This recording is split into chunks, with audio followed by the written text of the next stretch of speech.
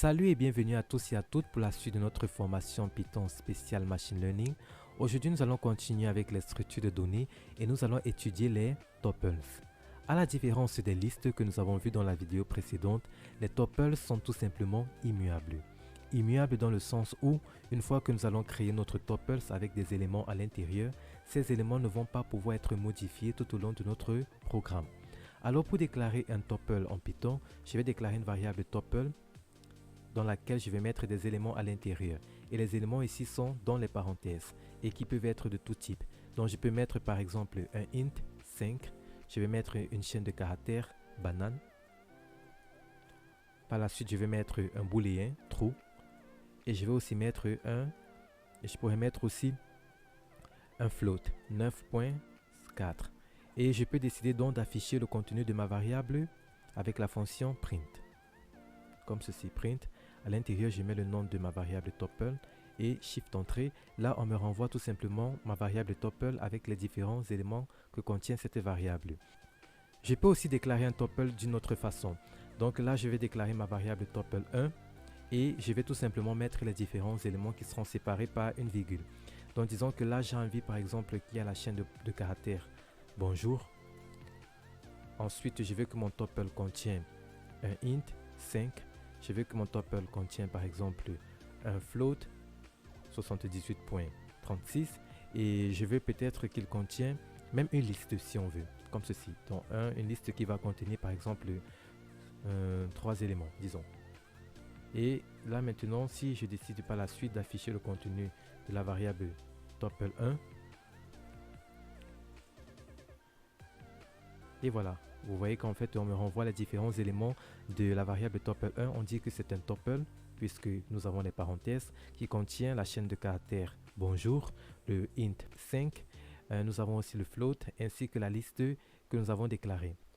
Si nous voulons créer un tuple qui ne va contenir qu'un seul élément, nous devons obligatoirement mettre la virgule après avoir mis l'élément dans les parenthèses. Donc si je déclare une variable tuple 2 et que je vais à l'intérieur mettre un élément, disons un entier, 8, et que je ne mets pas la virgule après avoir mis mon élément dans le tuple et que j'ai décidé d'afficher le contenu de ma variable tuple 2 en utilisant la fonction print, je mets à l'intérieur des parenthèses de tuple 2, shift entrée. Là, vous voyez qu'on ne me renvoie pas en fait un tuple, mais on me renvoie un entier, un int. Donc, pour que la variable tuple 2 soit considérée comme un tuple, il faut que nous mettons les virgules après, la virgule autant pour moi, après avoir déclaré l'élément. Étant donné qu'il s'agit en fait ici d'un tuple qui ne va contenir qu'un seul élément, il faut obligatoirement mettre la virgule après avoir déclaré l'élément à l'intérieur du tuple.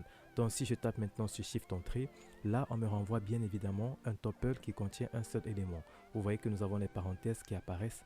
Donc c'est ce qui va permettre de comprendre en fait que à Python que ça c'est un tuple que nous venons de déclarer. Donc nous pouvons aussi faire d'autres manipulations comme les listes avec les tuples. Par exemple, si j'ai envie d'afficher une séquence d'éléments, disons que j'ai envie d'afficher le premier et le deuxième élément de ma liste tuple. Donc je vais taper la fonction print à l'intérieur desquelles je vais mettre le nom de ma variable tuple. J'ouvre les crochets. J'ai envie d'afficher disons le premier et le deuxième élément. Le premier élément à point index 0 et le deuxième élément à point index 1. Je vais ajouter 1, ça va faire 2. Ensuite Shift Entrée. Et voilà le premier et le deuxième élément de ma liste, de ma tuple. Voilà, c'est tout simplement 5 et banane. Et je peux aussi afficher, si je veux, tous les éléments. Donc, print, tuple. J'ouvre les crochets. Et à l'intérieur, je vais tout simplement mettre les 2 points. Tuple. Shift Entrée. Et voilà, on m'affiche tous les éléments de la variable tuple. Si vous vous rappelez très bien, nous avons dit qu'un tuple est immuable. C'est-à-dire en fait que quand on va déclarer un tuple, nous ne pouvons pas modifier les éléments par la suite. Disons que je vais essayer de modifier le premier élément de ma variable tuple et on va voir ce qui va se passer. Donc je vais taper la variable tuple et le premier élément il a point index 0. Et bien sûr ici là le premier élément c'est 5. Voilà. Disons que nous voulons remplacer cette valeur par 2. Et là maintenant nous allons donc taper sur Shift Entrée. Et si vous constatez, là on nous renvoie une erreur comme quoi on ne peut pas en fait modifier cette valeur. Comme je l'ai dit tantôt, un tuple, quand on a créé un tuple, nous ne pouvons pas modifier par la suite les éléments qui sont à l'intérieur de ce tuple. Mais il y a une exception à cette règle. Si nous avons un élément dans notre tuple qui est muable, alors nous pouvons modifier cet élément. Et par exemple, un élément qui est immuable, il s'agit en fait des listes. Donc si je déclare dans une variable, disons tuple 4, à l'intérieur desquelles je vais mettre une liste. J'ouvre les parenthèses. Le premier élément, disons, c'est une liste qui va contenir 4 éléments, 5, 6, 7 et 2. Ensuite, je vais mettre un int 5. Ensuite, je vais mettre un float 3.6.3. Et ensuite, je vais mettre un bool, disons, true. Donc là, nous voyons que en fait, nous avons tout simplement une liste à l'intérieur de notre tuple 4. Donc si j'affiche le contenu de la variable tuple 4, là, on voit que nous avons une liste comme premier élément. Nous avons dit que les tuples sont immuables, mais étant donné que nous avons une liste à l'intérieur de ce tuple qui est muable, puisque si vous vous rappelez très bien, nous pouvons changer les éléments d'une liste. Donc là, si j'accède au premier élément de tuple 4, qui est une liste, tuple 4, premier élément, et que je veux modifier le premier élément de la liste.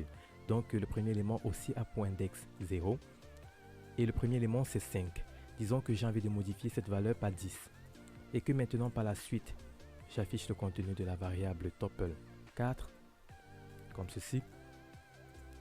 Vous voyez que là le contenu en fait de la liste qui est dans le tuple a changé, puisqu'en fait la liste c'est un élément qui est immuable. Du coup on a pu changer un élément de la liste.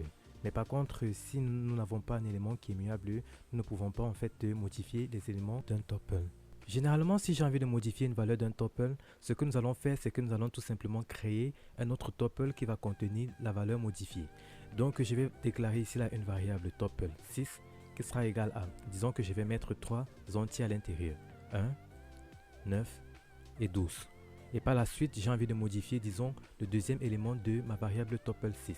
Donc, je vais créer une autre variable tuple 7 qui sera tout simplement égale. Le premier élément, je conserve le premier élément de la variable tuple 6, donc qui aura point index 0. Le deuxième élément, disons que j'ai envie de modifier cela par 5. Et le troisième élément, bien sûr, j'ai envie de conserver. Je conserve la même valeur. Donc tuple 6 du troisième élément qui a point index 2. Donc si j'affiche donc maintenant le contenu de la variable tuple 7, comme ceci, Shift Entrée, et nous voyons que voilà, c'est le contenu de la variable tuple 6, mais à la différence en fait que le deuxième élément a été modifié. Mais nous ne pouvons pas, comme je l'ai dit tantôt, accéder directement comme cela est possible avec les listes. Donc nous pouvons toujours aussi, si on veut, retourner le nombre d'éléments que contient tuple en utilisant la fonction length comme nous avons l'habitude. Donc length, et là disons que j'ai envie de connaître le nombre d'éléments de la variable tuple 7. Voilà, et Shift Entrée, on voit que notre variable tuple 7 contient 3 éléments. En pratique, on utilise les tuples lorsqu'on a envie de sécuriser les données, étant donné en fait que nous ne pouvons pas modifier les données une fois que nous avons créé, ce qui est très important dans certaines situations. Donc nous sommes donc arrivés à la fin de cette petite vidéo sur les tuples en Python. J'espère que cela a été très utile pour vous. Alors n'hésitez pas à partager, à liker cette vidéo et on se dit à très vite pour la suite de notre formation.